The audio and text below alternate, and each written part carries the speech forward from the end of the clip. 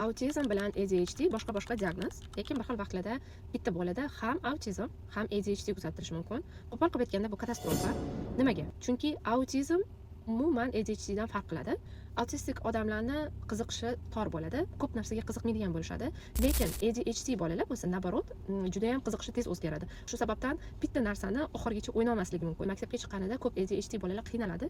Chunki masalan, aytaylik, matematikada faqat matematika qilish kerak bo'ladi. Lekin bolani ichida, miyasida boshqa narsalarga qiziqishi bo'layotgani uchun shu narsani yaxshi oxirigacha yetkazib bora olmaydi.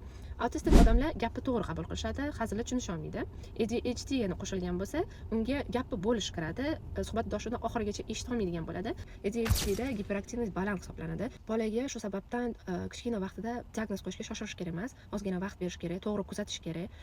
Hozirda bolalarni 1 yoshidan ko'ra bo'ldi, bu bolada autizm kuzatilyapti shekilli deyishadi. Autizmdan boshqa har xil diagnozlar bor. Yaxshi specialistlar 5 yoshigacha diagnoz qo'ymaslikka maslahat berishadi. Chunki kichkinaligida 1 yoshida diagnoz qo'yib qo'ygan odamlar, masalan, aytaylik, autizm deb aytgan bo'lsa, 5 yoshida yo'q bo'ldi, meni bolamda autizm yo'q ekan, diagnozni olishdi degan, bu narsa yo'q aslida. Bu degani u bolaga noto'g'ri diagnoz qo'yilgan degani. Agarda sizning savollaringiz bo'lsa, kommentariyada qoldirishingiz mumkin. Albatta, keyingi videolarimda javob beraman.